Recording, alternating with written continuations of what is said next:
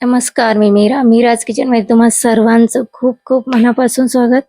आज आपण बनवूया महाराष्ट्रीयन कढी पकोडा. चला तर मग सुरुवात करू. इथे 1 चमचा जिरं घ्यायचं आहे, 2-3 लसणाच्या पाकळ्या घ्यायच्या आहेत आणि 5-6 हिरवी मिरची घ्यायची आहे आणि हे आपल्याला वाटण बारीक वाटून घ्यायचं आहे मिक्सरमध्ये. हे बघा तुम्ही बघू शकता. आता कढीसाठी लागणार 1 वाटी दही घ्यायचं आहे. याच्यामध्ये आपल्याला 2 चमचे बेसन पीठ घालायचं आहे.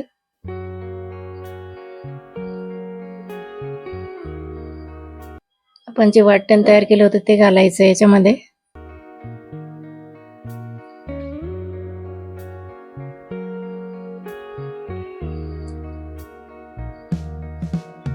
चवीपुरतं मीठ घालायचं आहे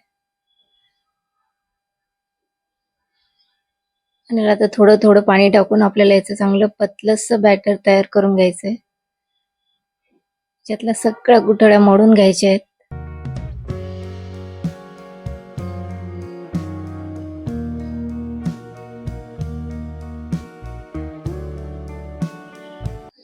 पातेलं गरम करायला ठेवलं. याच्यामध्ये 2 पळी तेल घालायचं आहे.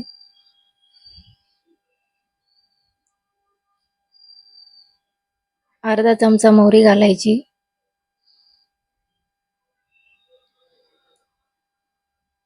अर्धा चमचा जिरं घालायचं.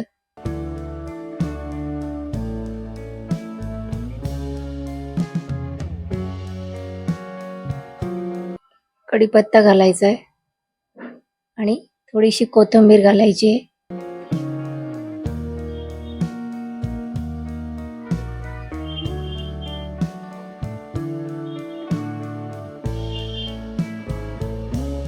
पाव चमचा हळद घालायची. हे चांगलं परतून घ्यायचं आहे आणि आपल्याला हे बॅटर याच्यामध्ये टाकायचं आहे.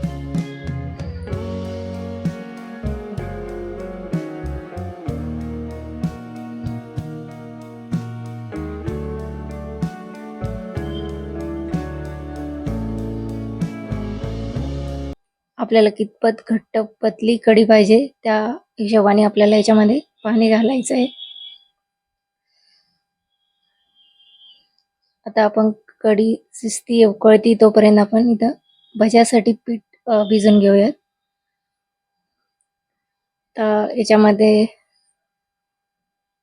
पाव चमचा ओवा घालायचा. थोडं चोळून घालूयात. थोडीशी कोथिंबीर, चवीपुरतं मीठ घालायचं आहे.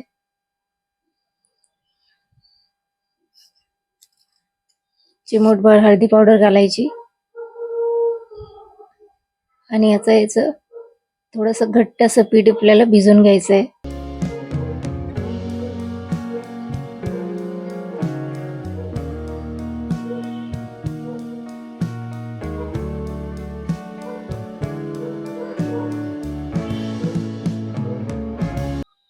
चला आता आपली कढी पण तयार आहे.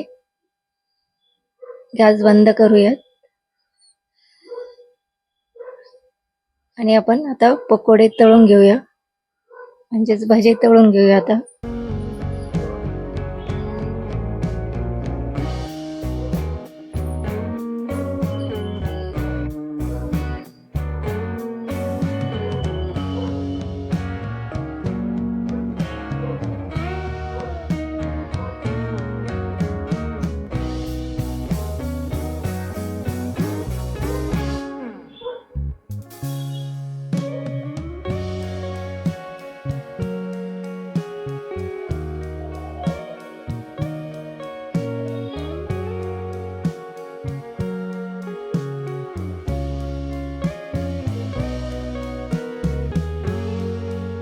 छान मस्त भजे कुरकुरीत तळले गेलेले आता काढून घेऊ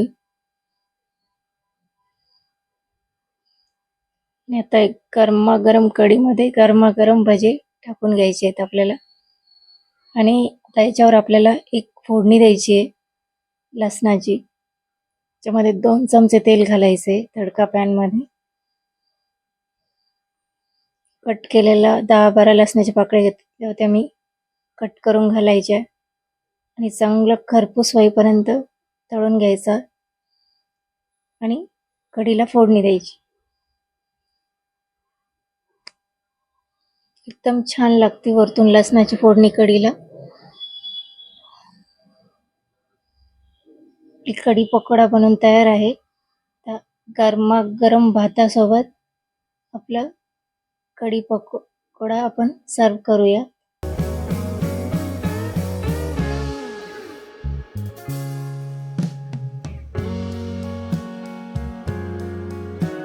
आपली महाराष्ट्रीयन कढी भजे बनवून तयार आहे.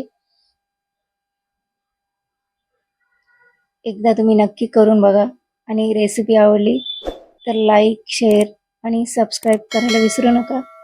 आज वेळ काढून तुम्ही ही रेसिपी बघितली त्यासाठी खूप खूप धन्यवाद.